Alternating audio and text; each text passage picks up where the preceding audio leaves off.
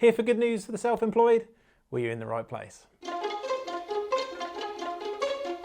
As a business accountant, my team and I spend all day long helping business owners on their journey. And of course, a key part of that is making sure they're all up to date with the latest changes from the government and the budget. The budget is one of those things that you probably hear about in the news, you might not be getting very excited about, but us here, we love it. We tend to make it quite an event inside the office. We all gather together as a team. We can't quite fit them all in one place at the moment, but we've, big TV, get some food in and people will come in and watch it. We like to heckle and cheer at certain parts as well. And it's just a really good time to talk about politics, money, all these things, and debate the various topics and how they might affect our clients. And then we come away and we do things like this to tell our clients and all you guys listening and watching about these changes. And of course, in this video, I'm going to concentrate very much on the small business owner world because that's what we talk about. There are lots of other things in the budget. The document's quite big. I sit there and I read it all, but there are some key changes. I think particularly for the self-employed, there was better news than there have been in some other budgets. For limited company owners, there is almost nothing, and employers, nothing, but I'm still going to touch on those things because I think it's important to talk about what we would have liked to have seen and some of the issues that are actually affecting people. And then at the end as well, I think there's some niche information in the back end there that was quite interesting that might be relevant to a few of you. So then, before I get into that, if you do like these videos, make sure to click on the subscribe button and the bell below so you get notified whenever we release more just like this one. So then let's start with the good news. I did say for self-employed people it was relatively good. But what I mean by that is that there was some instant cuts to your actual amount you're going to be able to keep. So national insurance was being cut again. So if you cast your mind back to the autumn statement, there's a video on that we did, you would have known that several national insurance changes were made there. One was effectively getting rid of one of the classes of national insurance that self-employed people pay, class 2, and they made a cut to class 4, which is the one that you have a big bill on. It was 9%. Well, they've taken that a bit further and they've cut it again in the budget. So it's actually down to 6%. So rather than 9%, you're going to pay 6%. And if you're in a relatively good place, you're in sort of £30,000 plus profits, it's actually quite a good amount of money. So that is a really, really positive change. Now, I said about niche changes. One of the things that wasn't massively announced in the actual sort of speech, but it was in the back end, is they had been running a consultation about self-employed training. So one of the weird rules, and again, this could be a video in itself, so I'm just really going to skim over it, is that for self-employed people, if you wanted to do some other training, and maybe you add a skill to your business or something like that, in a lot of cases you were prevented from getting a tax deduction. It was a really rubbish way of doing it. Limited companies, totally different ball game. Pretty much if it improved your ability to do the job, you would get a tax deduction. But for sole traders, self-employed people, interchangeable terms, you would end up with a problem. And one of the examples in the new interpretation is if you're a plumber and you want to go and get yourself a bookkeeping course, that's now going to be okay because you're being able to do your business better by having those skills as a business skill and now allowable. Whereas before, they would have looked at that and there could have been an issue. You were really stuck just doing refreshers a lot of the time. So that's it. That's the highlights of that at least. That has been a stealth change behind the scenes and it's going to be really, really cool for self-employed people. So I liked both of those changes. Now, another one that actually affects whether you're self-employed, individual, doesn't matter, but we see it a lot in the self-employed and limited company owners. So I did say there was at least something for you in here, is if you're in that over £50,000 income level, so profits for your self-employment or for your limited company owner, your salary and your dividends going at 50,000, you start to have to pay any child benefit you had back. Now that's going to move. That 50,000 limit is now going to 60,000. And the way it worked is between 50 and 60, you sort of staggered the amount you lost. When you got to 60, you paid it all back. It was a charge you paid on your tax return that equaled the same amount as the child benefit you would have received in the household.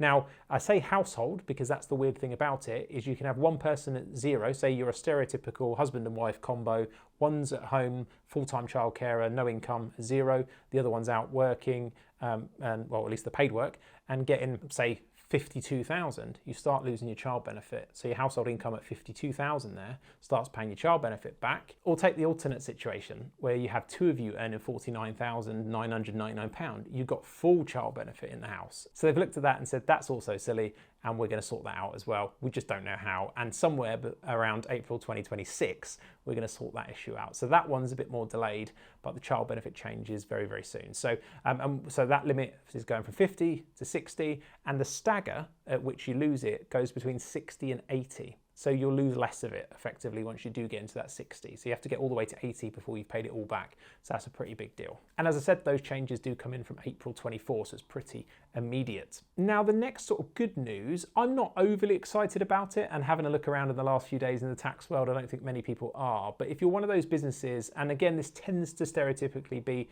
sole traders, self-employed people, but if you're one of those businesses that is bouncing off of the VAT threshold, so you don't want to be VAT registered because it's not good for you. For example, you deal with the public, and you're always trying to keep yourself under the 85,000 limit, so you can sell up to about £85,000 for most people in a 12-month rolling period. That limit's changing to 90. So it gives you a bit of extra room. It just gives you a bit of room before you have to be registered.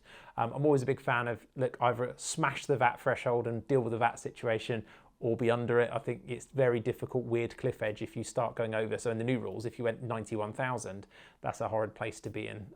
You either want to smash it or be below it if you think it's going to cause you a problem. But having dealt with many people, with lots and lots and lots of people and small businesses over the years that have exceeded that threshold and had to deal with it, absolutely something that you can navigate with a bit of planning. So don't worry too much about that. But yeah, it does give you a few extra thousand now to go up to 90,000 before you would have to be VAT registered. One other good tax break that was on there, if you are selling a residential property and you're likely to be getting a decent chunk of money, you might have had to pay higher rate capital gains tax, effectively at 28% on that profit of when you sold that residential property.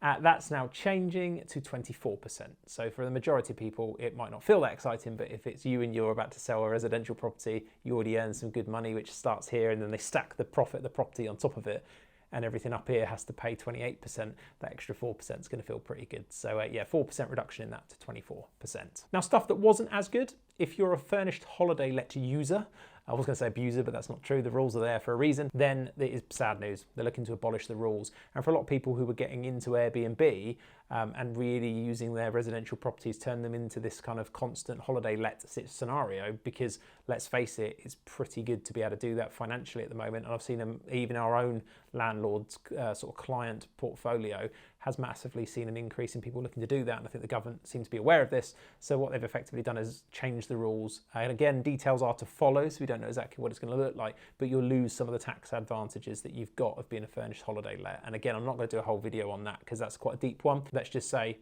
there was a lot of tax benefits to being a furnished holiday let in the right scenario, and that's all going to disappear, and you're basically going to be taxed like any other rental property business. At least that's how it's going to appear. So that's kind of the main piece of bad news.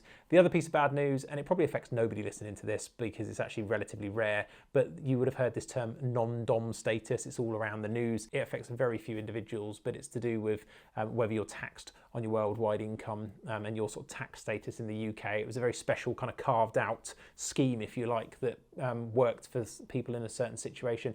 That's all sort of getting binned, and they're replacing it with this 4-year period.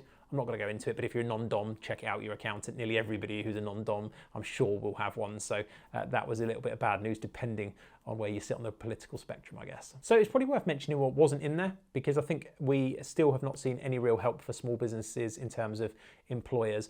There's a lot of chat about some of the things that they were doing. So I attended an event recently at the Houses of Commons, actually, where the MPs were speaking, and they were reeling off all the things that, as a Conservative MP was talking about, that they'd done to support small business. And I thought, yeah, do you know what? There's more of a list there than people would necessarily think about, where business rates are concerned and other things, but it hasn't felt like it at ground level for a lot of small business owners that there's been any massive impactful changes in the recent years, I'm sure. So one of the things that we really didn't see in the budget is, of course, national insurance has been cut, as we've already said. And I mentioned it for self-employed people. It's the same if you're employed. So if you're employed, you've also had a couple of % cuts. So that's great for your teams as a business owner, and also for you, if you've got any other employed income and you're doing a business as a side hustle, you'll notice more money in your pocket. I think that's a great change. I'm a big fan of low tax kind of economies.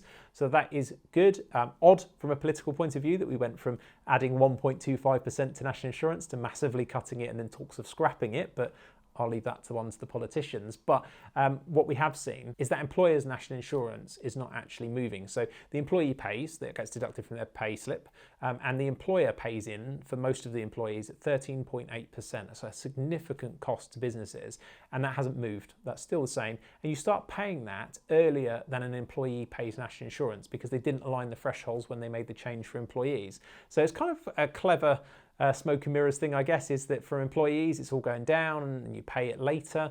For employers, it hasn't moved. You're still paying it when you paid it, and you're still paying it at the same percentage. And the data's shown wages are rising, so therefore your contribution is rising. So that hasn't happened, and I would have really liked to have seen that. So sadly, no changes of that, or employer's allowance, which is an allowance against that bill. It's a tax-free amount of money effectively against that employer's national insurance bill. That hasn't moved either. And of course, we didn't see any changes to dividend tax. That's still the same rates in terms of what you pay tax on dividends. Sadly, not cut in line with national insurance. I think originally they added dividend tax in to kind of equalise the fact that you didn't pay national insurance on dividends. So now we've dropped national insurance, we left dividends alone as well. So for limited company owners paying themselves in dividends, still no real great news there. And of course, for everybody, the one big impact that is seen is that if you are being continually successful or you're being paid more, you could easily find yourself over the 50,000 limit now, and that hasn't moved. So your basic rate band, as it's known, the bit where you cross the line into higher rate tax, so that's 40% for at the time of recording the video for the employed people, and dividend tax rates start to go upwards as well at that point, then that hasn't moved. It's still around £50,000, and the amount of tax-free money you can earn is still around 12,500 a year. None of that's moved yet. Wages are moving, so people will get dragged into those, and we're certainly seeing that here.